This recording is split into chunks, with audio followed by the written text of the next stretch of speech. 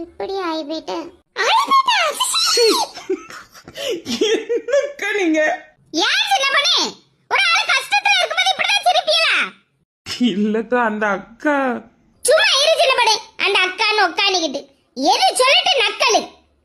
சாரிக்கா. லட்சுமி நீ வா. இளவரசி பாத்ரூம் எங்கம்மா இருக்கு?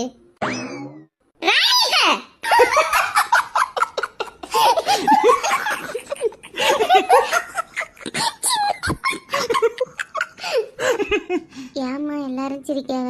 நான் எதுவும் தப்பு பண்ணிட்டேனா? நீ யாரும் எந்த தப்பு பண்ணலங்க, நான் தான் பண்ணிட்டேன். ஐயா லட்சுமி கிண்டல் அடிக்க நினைச்சிட்டியா? நீ இப்படி ஆகி போயிட்டுனால அதான் பாத்ரூம் எங்கன்னு கேட்டேன்.